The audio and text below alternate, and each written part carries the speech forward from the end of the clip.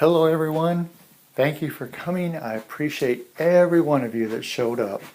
This seminar today is called Syncing the Mind and Body. As we all know, holidays can be stressful.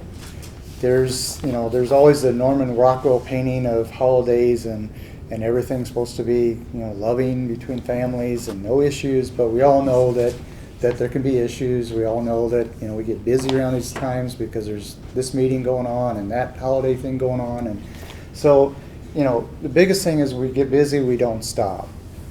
That's part of it. We all need to try and find a time, a moment in the day, the morning, the night, somewhere that we just stop. Sometimes during the day, just stop for a moment.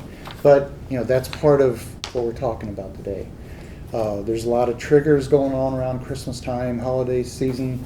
So, it can be anything from sights and smells and sounds, and, it can trigger us back to moments that maybe weren't quite so pleasant, or maybe we had some other issue going on. One of the things that happens is it's easy to numb, because if the feelings and the emotions and stress gets too much, we just go, that's it, I'm numbing, I'm checking out. So let's go to the next slide. And I just want to tell you a little bit about my story so you kind of know where I'm coming from. I went through a condition called conversion disorder. It was considered to be very rare. About 0.5% of the population would get it. Now it's up, I think I was reading the other day, about 5%. So it's jumped way up. In fact, I read that Pakistan has seen a huge rise in the number of conversion disorder patients. The thing with conversion is you may be paralyzed. You could have blindness, you can have memory loss. There's a lot of different things, but it's basically your body starts to shut down. In my case, I went to paralysis. I was up walking around just like this one day. The next day I couldn't stand up, I couldn't take care of myself, and I was 25 years old. That was several years ago now. But I was 25 years old, and I was having the pseudo seizures. I was out of it. They would put needles in the bottom of my feet. I couldn't even feel that. I couldn't remember my name. I couldn't move my arms, feed myself. And conversion disorder is when there's physical things, there's triggers, there's moments that go back and they connect with some point that was real stressful in the past. And when that happens, some people shut all the way down. I came pretty close to not being alive. They brought me back, but it was an experience that took me many weeks and months to come back. If you look at me today, I'm fine. I don't experience this. Unfortunately, a lot of people go through conversion, don't come back out of it. And, the main point I think I would like to try and share with everybody is that it's how far the body can take you. When you don't deal with stress and the stress builds up, or you don't deal with the issues in the past, the body will take you clear to the point that it'll protect that brain as much as it can. And that's what it was doing with me. It took me all the way down. Recovery wasn't easy for me. It took a lot of courage, because right now there's nobody that really knows how to help you recover from conversion. It's sad, because I know several right now that are struggling through it, and they're really fighting. But there's not resources, there's not an understanding of it. Too many times the medical professionals will just have you, think happy thoughts, relax, and they think that'll get better, or they don't know what to tell you. But until somebody makes that connection of what's going on physically in their body with what happened, the progress is only going to go so far. And I happen to be reading in my journal here, I was just going back and looking at some stuff a couple weeks ago, and I didn't realize that it even took me a year to fully start piecing things together of what had happened and what was behind some of what I went through. So relaxation was where I kind of started from. I noticed that when I was in the hospital, we were doing some relaxation things, and I was like, wow, this is peaceful. I never really practiced relaxation. So it started me on the path of healing my own body and starting to help others heal, which then led me on into massage school and where I am today. If we can, I'll get everybody to stand up for just a minute, and we're just going to do quick little breathing exercise. And if standing's too much, you're free to sit down, but I figured kind of get up there. So if I can just get everybody just to kind of close your eyes for just a minute. And I just want you to just focus on your breath. And we're just going to focus as how far it rises and falls. Maybe how deep or how shallow it is. Maybe it's hard to feel your breath. So maybe you would want to ask the question, how do I know that I'm breathing? What do I feel? And then just stay with that for a few seconds.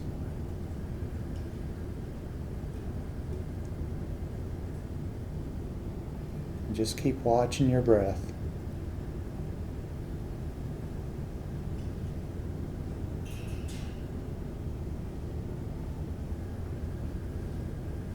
And then just take a deep breath in and then let it out. We'll take another deep breath in and kind of hold it for a couple seconds and then just let it out.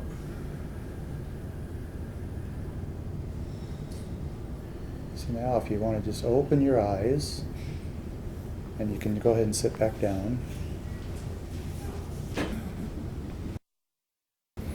One of the things about the deeper, longer breath is the more you can hold the breath and then just let it out with ease, but slow, is you're stimulating that vagus nerve, and that'll take you really deep, like you're talking about, that slow deep. It takes that vagus nerve and really pushes that relaxation, that letting go.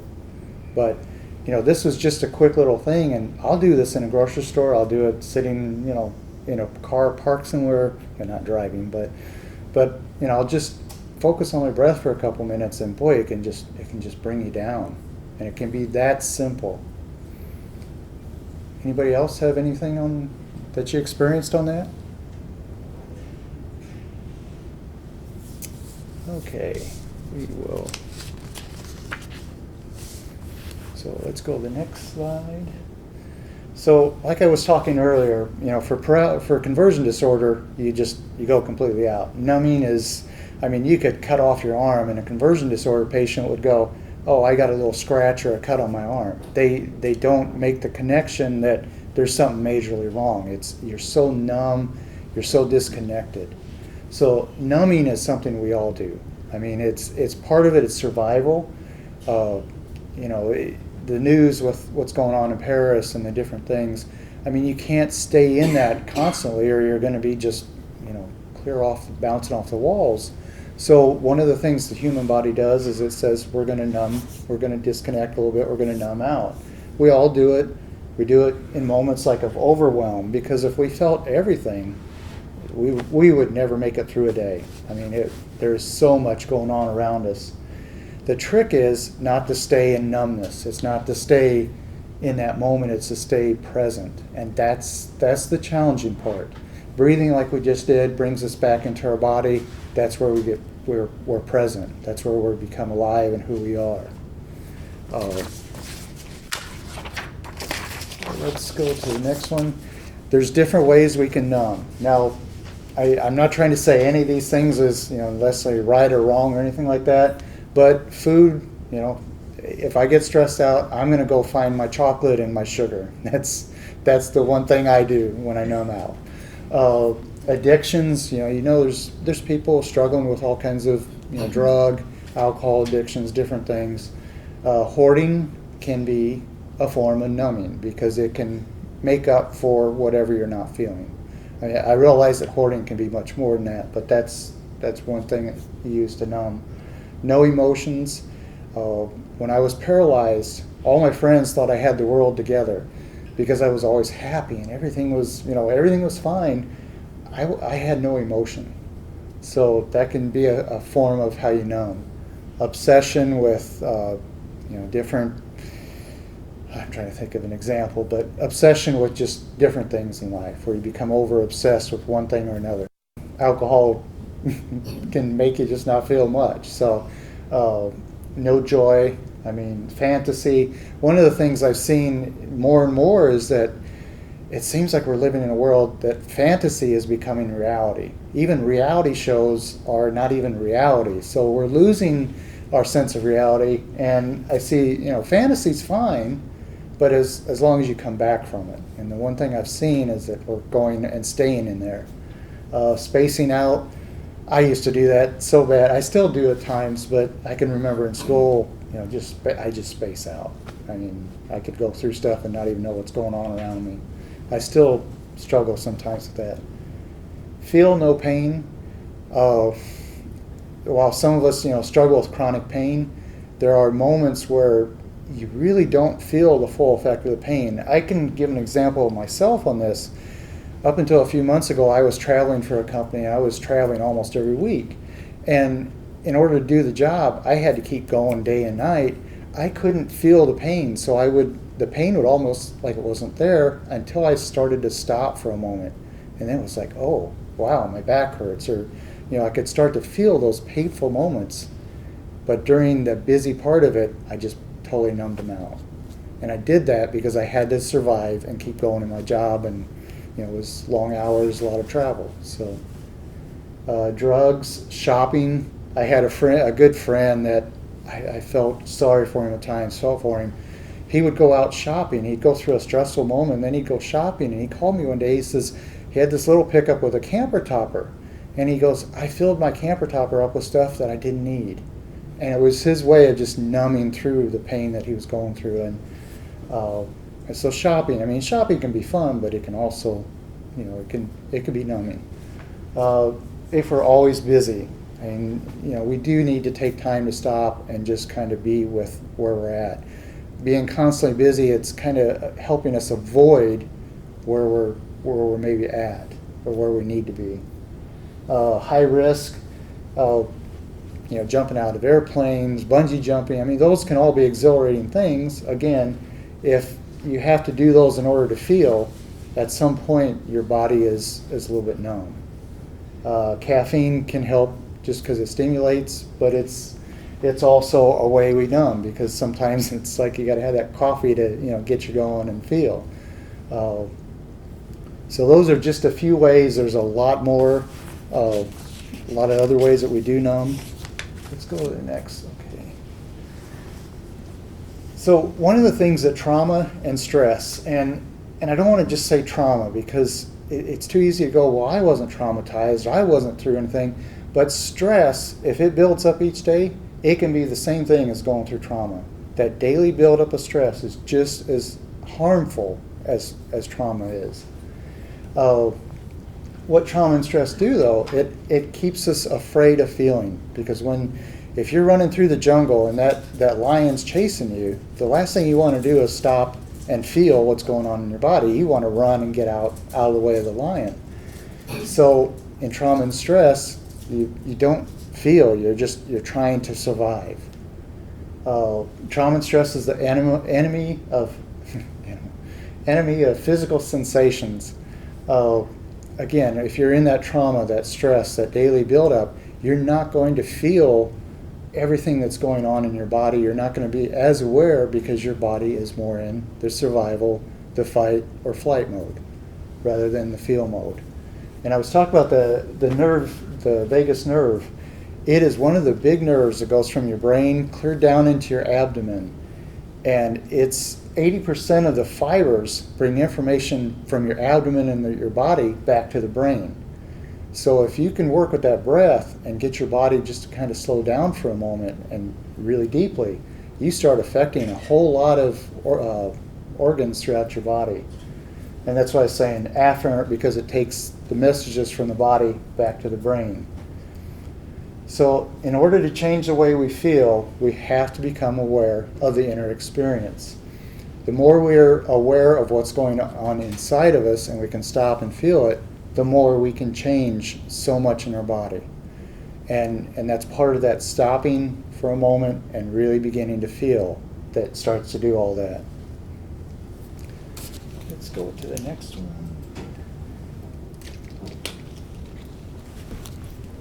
So Dr. Bessel van der Kolk, he's he's written this book, The Body Keeps the Score. I love that book. If you really want to understand how stress and trauma really affects the body, he is an excellent writer on this subject. And he has a quote: "The body reacts to extreme experiences by secreting stress hormones. These are often blamed for subsequent illness and disease." That part is normal. I mean, when we're under stress, the body is going to react to stress with hormones. That's just part of it. But if those hormones keep going, that's when we start getting into illness, disease, all the other things. Let's go to the next. And so now he goes on, he says, "However, stress hormones are meant to give us the strength and endurance to respond to extraordinary conditions. They're there biologically for a reason." But he says, "Eventually the activation patterns that were meant to promote coping are turned back against the organism and now keep fueling inappropriate fight or flight and freeze responses." If that stress and that trauma keeps going, it's just going to sit there and keep working against the body. And in my case, I didn't deal with it, so I went all the way to conversion disorder and paralysis. And that's kind of what he's saying there. I mean, it's a normal process, but if you keep pushing it too far, the body's going to say, "Hey, I can only do so much for so long." So one of the things that stress leaves behind is chronic conditions and pain. And we know as we get older, things don't move quite as good, and sometimes we have aches and pains and all kinds of things. But chronic conditions and pain come out of that. So the more we can get back in touch with our body, the more we can help heal some of that stuff. And I've said this so many times because it's so true for my own life. If we don't deal with what's going on, it will deal with us. We may think we're escaping it, we may get beyond it for a while, we may be fine with it for a while, but at some point, if we don't deal with it, it's going to deal with us. It will get our attention. There's no doubt in my mind. I've seen not only my own life, but many other people go through that same thing. Let me catch up here for just a second. So this is a medical doctor, Dr. John Sarnell. Back years ago, I don't even remember when it was, John Stossel in 2020 did an interview with Dr. John Sarnell. And Dr. Sarnell was getting people coming in with back pain. And so he started talking to them about what was going on in their life and, what this situation was, that situation, how they responded to things. And he started to figure out that if he talked to these people, all of a sudden some of their back pain started going away. And it was just a talk, a lecture. And he started to figure out that, hey, there's some connection between what's going on in your life and what shows up in your body. So he wrote a book called The Mind-Body Prescription, and one of the quotes I like is, "Physical symptoms are a defense mechanism of the brain. The brain is diverting attention to the body in order to avoid the awareness of or confrontation with certain unconscious or repressed frightening or threatening feelings."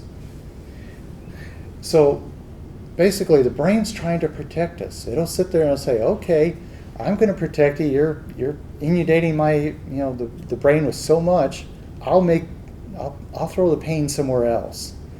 And what he's saying is, the more unconscious, the more you hide that, the more it's the brain's way of protecting your body. The brain is protecting itself. So let's go on.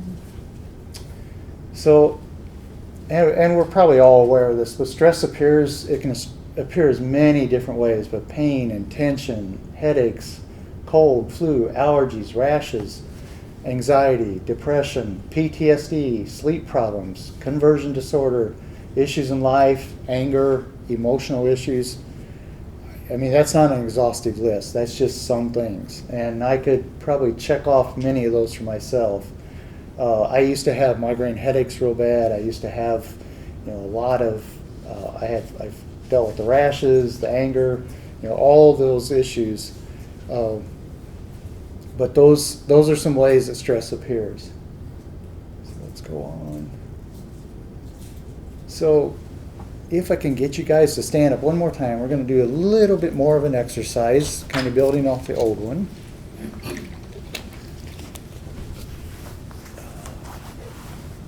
Okay, I'm going to just have everybody close their eyes for a minute. And I just want you to, yeah, you got plenty of space. I just want you to start focusing on your breath for just a minute again. Just feel that rise and fall, that in and out.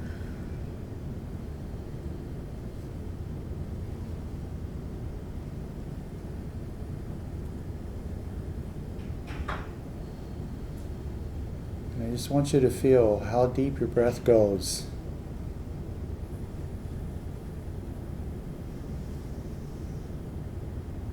Maybe how shallow it goes.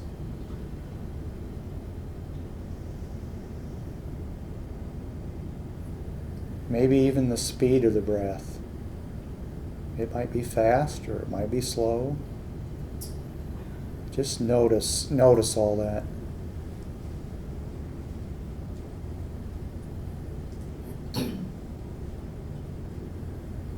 And just want you to become aware for a moment if you feel any kind of tension anywhere in your body. It could be painful, it could be just tense.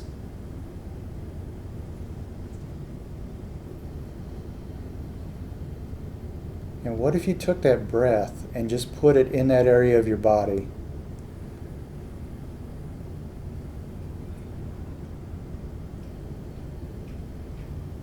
And just noticed how that area of your body breathed in and breathed out with the breath.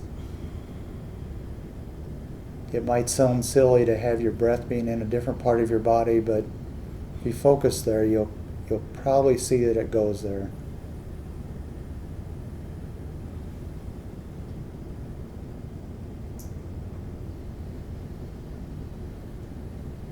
And what if for a moment, as you were breathing and focusing on that part of your body, you just thought about what would it take to just let go of it?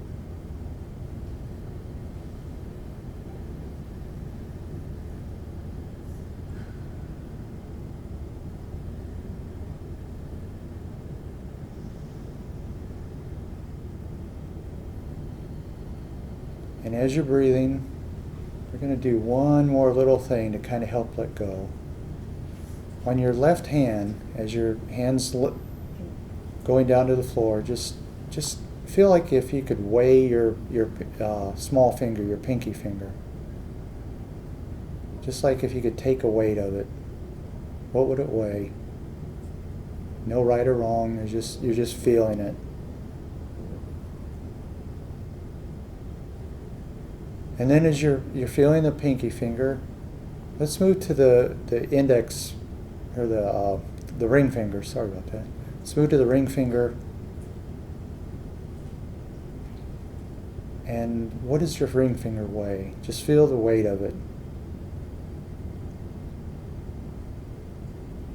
And then if you move to your middle finger, same thing, just feel that weight of that ring finger, or middle finger. And let's do it for the index finger and the thumb.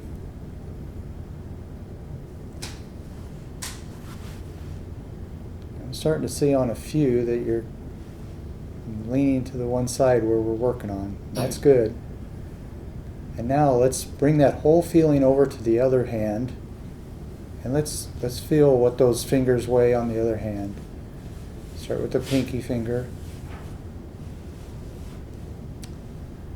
Let's start with and then the ring finger. And the middle finger. The index finger. And the thumb.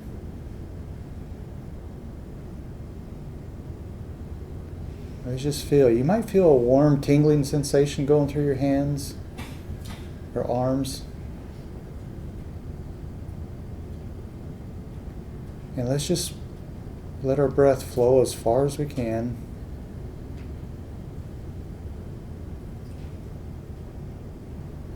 And now let's take a deep breath in and hold it if we can. Hold it, and then just let it out. And this time we're going to hold it just a little bit longer, so let's take a deep breath in. And hold it if you can, and then just let it out. Whew. And this time when we do this, we'll hold it, and then we're just going to make like a big sigh sound. So we'll breath in, hold it, and then Let's do that one more time. So breath in, hold it.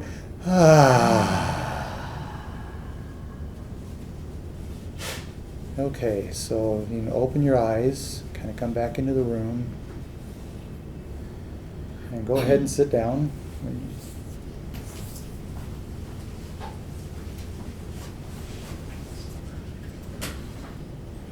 So I just want to go around, have some sharing. What did you notice? What did you feel?